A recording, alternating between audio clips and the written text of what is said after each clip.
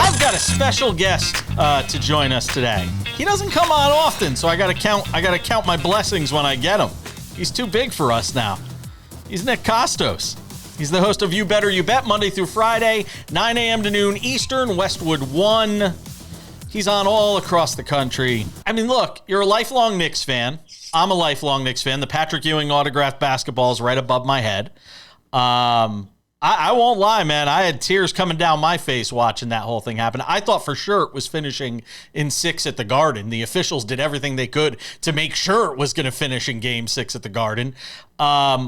Having been able to sort of marinate in it for a day, what's sort of the feeling right now for Nick Kostos on this Knicks title?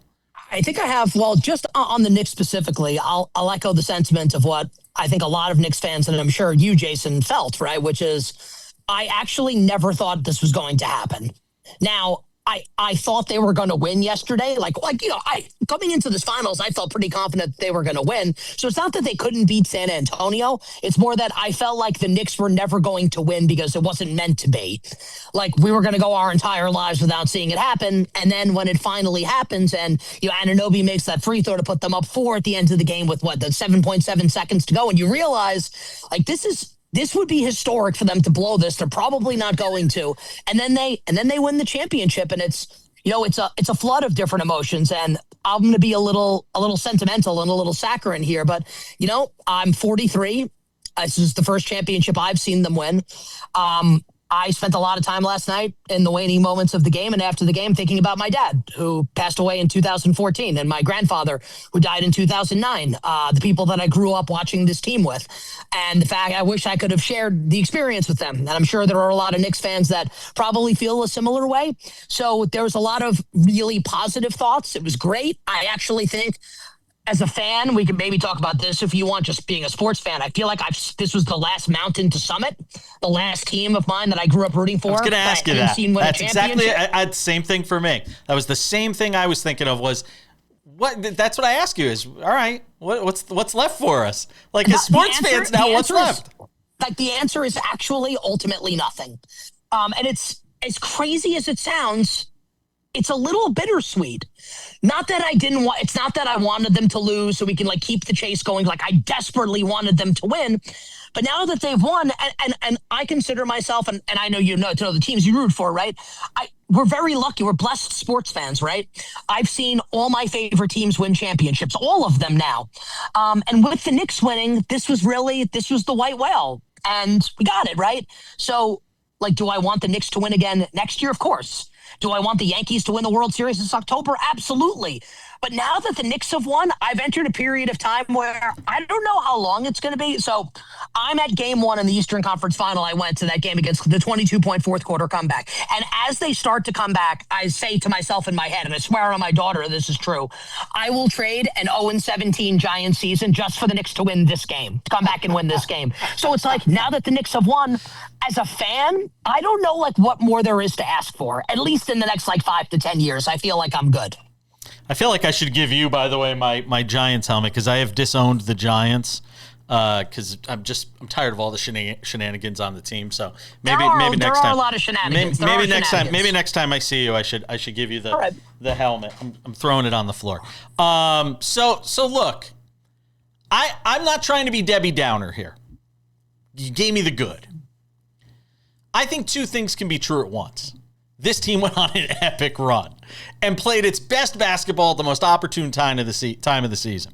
But at the same time, everything that had to break right to make it happen for them did. No Detroit, who I thought they would have beaten anyway. No Celtics, which would have been a real challenge. No Oklahoma City, who I think beats them if they're healthy. Everything broke right for this team. There's a reason they have the 4th best odds to win the championship next year. They weren't really supposed to win the title this year. And frankly, there's a reason I think a lot of people aren't discussing the whole idea of, well, now it's the Knicks time. Are they going to go on a run? No, they were built for now. Literally right now, they were built to win. And I don't think there's going to be expectations of this team being a title team next year.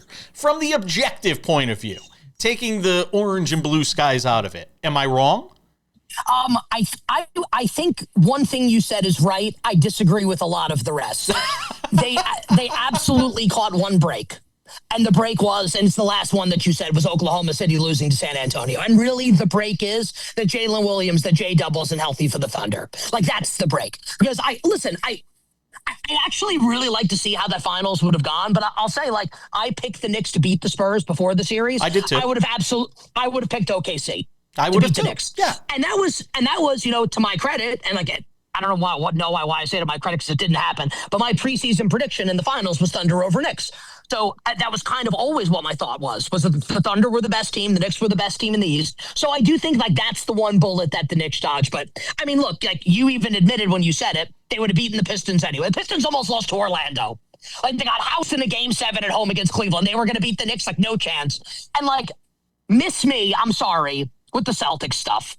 Like, the Celtics blew a 3-1 lead and lost at home in Game 7 to Joel Embiid, and then the Knicks eviscerated. The Knicks would not have lost to Boston. The Knicks would have beaten the Celtics. So the only one that I'm willing to give you, and I think that's really fair on my part, is Jalen Williams getting hurt and it being the Spurs instead of Oklahoma City in the championship. That's the break that I think they caught. As far as the odds go and them having the 4th best odds, I mean, look, until further notice, this is Oklahoma City's league and this is San Antonio's league. And I understand that the Knicks just won. But yeah, like, if I'm setting the odds, are the Knicks my favorite to win the East? Like, yes, the Knicks would be the favorite to win the East next year. You can't make them the favorite to win the title. Not with Wemby a year older, not with Oklahoma City a year older. They're the 12th and 17th picks in the draft. Who knows if they're going to trade that for a star? Like, Oklahoma City can make some kind of huge move here. We'll see if the Celtics get Giannis, what's going to happen there. But so I agree with some of what you said. I disagree with most of it. The one break that I am willing to say absolutely they caught was San Antonio beating Oklahoma City, getting to play the Spurs and not OKC. What'd you think of James Dolan apologizing? Because it was kind of an apology to fans, just saying, we screwed it up for so long, and him saying, sorry it took so long. But I thought that was kind of cool because he gets a lot of heat, and rightfully so, because for 20 years he meddled in the team in ways he shouldn't have, and it was part of the reason why this thing probably did take so long for them to win a championship. What did you make of that apology as a fan? How did you receive that? I'm going to give you a broader answer. I'm going to extend this out, and I'm going to give you like a more like narrative-driven answer, like a better story, I think. You know, my childhood, and I had like a good, so it's like, you know, there's a champagne problem to have. My childhood is marred by Knicks playoff losses and months of my life being ruined by Michael Jordan and others. You and me both. So absolutely. So I think back to, like, you know, 92, the Knicks take the Bulls to 7 and they get destroyed in Game 7. And I think it's funny, right? I think now, if I had been the age I am now in 92, like, I probably would have known they were going to get creamed in Game 7, but I'm a kid. I'm like, yeah, we can win this game, and they get destroyed. 93, the next year, the Knicks are the 1 seed, the Bulls are the 2. They win the first 2 at home, then they lose 4 straight. Game 5 at MSG is the Charles Smith game. Oh. Brutal. Next year, Game 6 and 7, up 3-2. Go to Houston, lose Game 6 and 7. The next year is the Ewing finger roll. I sobbed after that game. The suspension game against the Heat, losing to Reggie and the Pacers, losing to Vince Carter, Tracy McGrady and the Raptors, losing to the Spurs in 99.